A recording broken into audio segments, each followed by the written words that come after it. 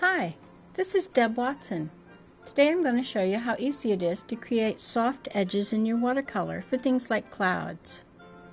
The first key is to mix more paint than you think you're going to need so you don't run out in the middle. I'm using a deep well palette and just mixing cerulean blue with some clean water. You notice that I have quite a bit of paint, and I mix it with the water with a small brush, being careful to get rid of all the chunks of paint so they don't mar my wash later on. Then I'm going to test this in my testing area on scrap paper. The first step is just to paint the cloud area that's going to be white with clear water. On the left side, it's a little bit smaller area, so I'm using a smaller brush. I want the paper to be evenly damp, but I don't want to leave puddles of water standing. I'm not being careful about the edges. I'm going over the edges of the clouds a good bit so that there'll be some room for the paint to creep in and still not crowd my clouds completely out. For a larger area, I use a larger brush. Once the area is evenly damp, we're going back to that paint we just mixed.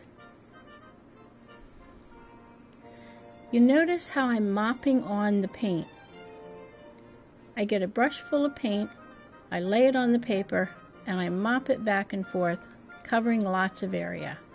I don't go back into any of the areas I've already painted.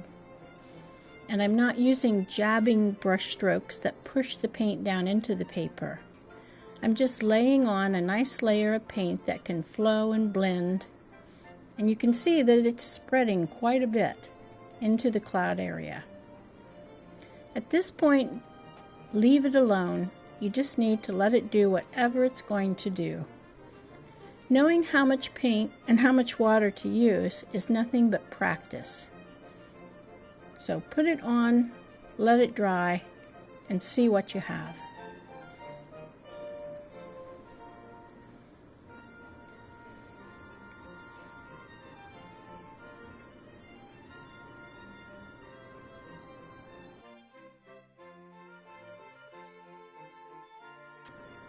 Now that it's dry, I can start creating the soft cloud edges. The least damaging to your paper is to use a soft brush like we put the paint on with. Wet your brush with clean water and rub the area you want to soften to reactivate the paint. You can lift up the reactivated paint with the paper towel by dabbing it. If you get a lot of paint in your brush, you need to clean it out and get more clean water. And you don't want to rub with your paper towel. You just want to dab softly. This gives you nice soft edges wherever you want them without damaging your paper. The darker the sky is behind the white clouds, the more dramatic and effective they're going to be. This is a scrubbing brush, specially made to lift watercolor paint.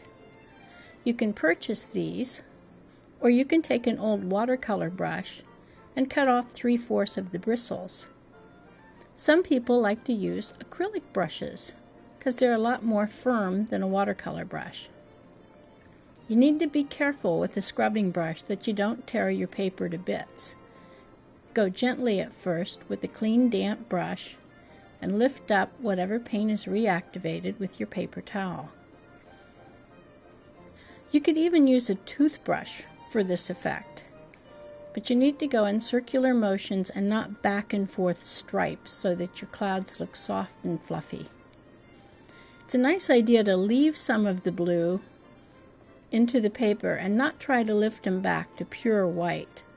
Remember that the cloud area you lifted up is going to be lighter when it's dry also. One of my favorite lifting tools is Mr. Clean's Magic Eraser. You can get this at the grocery store in the cleaning aisle. Just use the white variety that's the original. Wet it down, squeeze out the excess water, and rub it gently. The eraser picks up the paint, so you don't need the paper towel. But once you get paint picked up on the eraser, turn it to a clean side or rinse it out. You don't want to rub the paint back into your painting.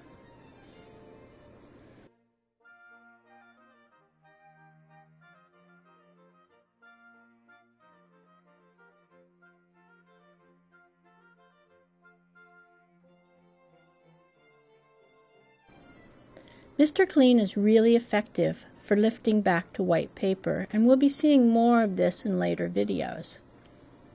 I hope that you've enjoyed learning how to lift soft edges for your clouds. It's an easy effect that anyone can learn, and it gives you great results. Happy painting!